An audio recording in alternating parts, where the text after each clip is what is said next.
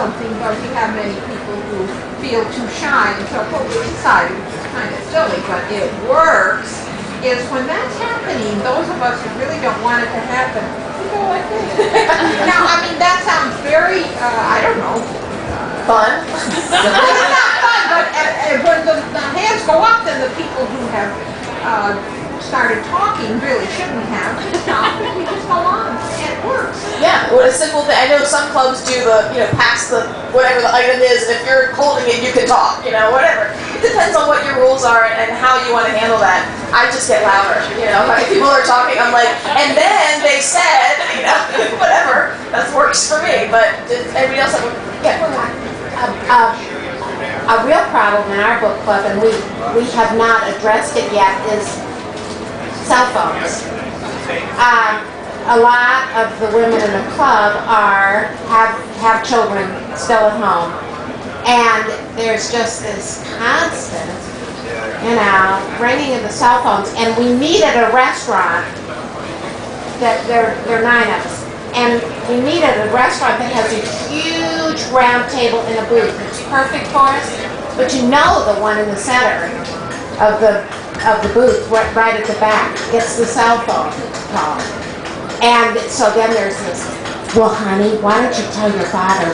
And we're all of us trying to talk about the book. So I don't know what to do about that, because you can't ask mothers to turn off their cell phones. Anybody else got that problem with the cell phones going?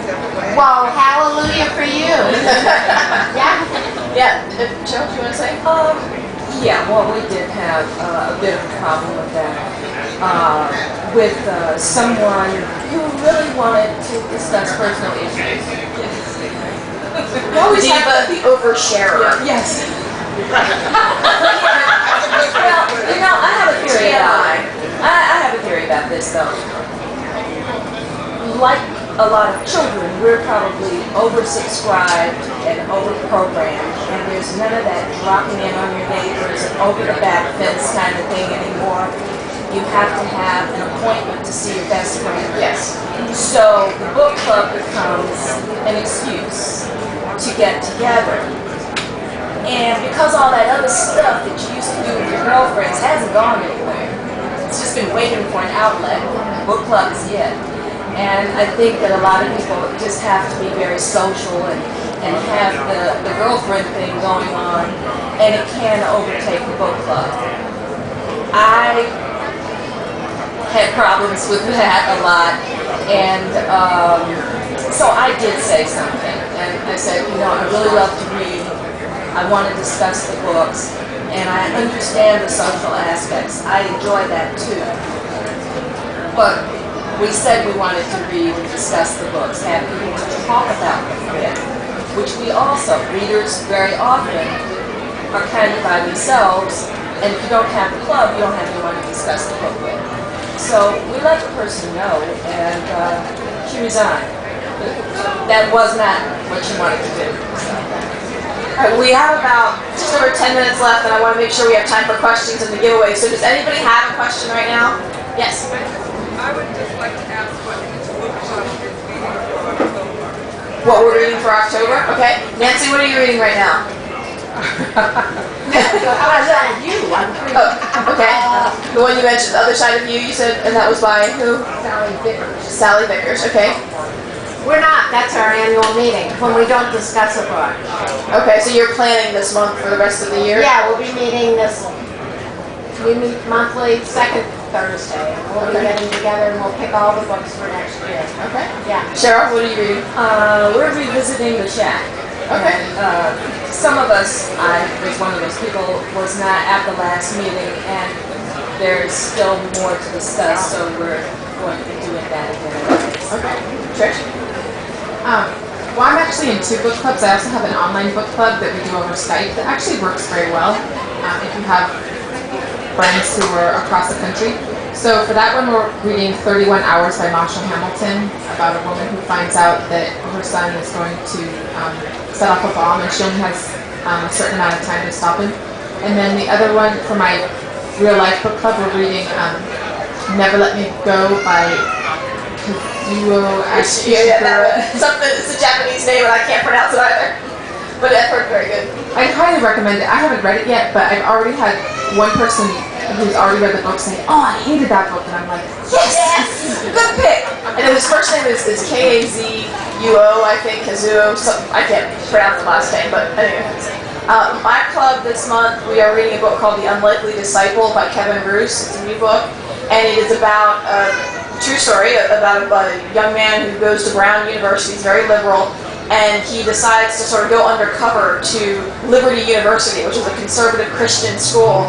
And he wants to understand the differences in culture between the very wild liberal school that he goes to and this very conservative school. And only about halfway through, it's very well written. I'm leery, I'm leery to read books like that because I don't know how they're going to turn out in the end. But I've heard wonderful things, and he seems to be at least open to new experiences. It's not been negative so far, so I've been pleased. And possibly controversial. Oh, it will be it should be a very controversial book, and our club is, yeah, I think it'll be a good discussion. Heather, before we take questions, can I have like 2 minutes to ask? Very quick 2 minutes. Yeah. Does anybody need a real quick, like, extra idea about how to keep the discussion going by writing good questions and prompters about conversation? Do you do that in your group, or do you just sit down? Do you come up with questions on your own, or do you rely on resources? Okay, here's my experience. The online ones and the publishers' reading guides and so on are often either A, too academic, or B, they sound like pop quizzes, right? So here's my advice. Don't read them until after you've written your questions, because there may be some value in them that it'll bring up a topic that you didn't think of. But here's what I would do if I were you, and it works every time. Write about 10 questions. You probably don't need more than that. You may not need that much if everybody in your group is happy like we are.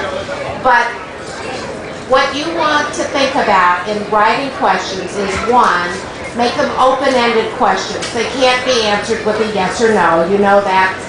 Or if they can, then you probably follow it up with a why or a how, that sort of thing. And then you want to ask the question that you most wanted to discuss as you ended the book. You wish there was somebody sitting across from you and you could say, what did you think about the, whatever. And that's going to be the primary thing. If you start out with that, wasn't it amazing, or can you believe, or the thing that struck you most about the book, you may not have to ask another question during the discussion because it will open up the floodgates. But if you do have to ask another question, what you really want to know from your group is how they felt about what the author didn't say. So don't make it a quiz. Nobody wants to, get 96 on a quiz about what happened in chapter 4.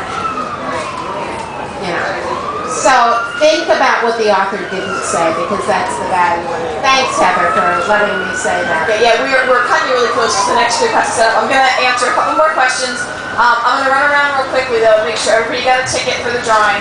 And there's a ton of other things. Oh, yes, fill out those, and actually, if you bring them over to Barbara, the little form, she's got a drawing for the 2 big books, the big bags of books.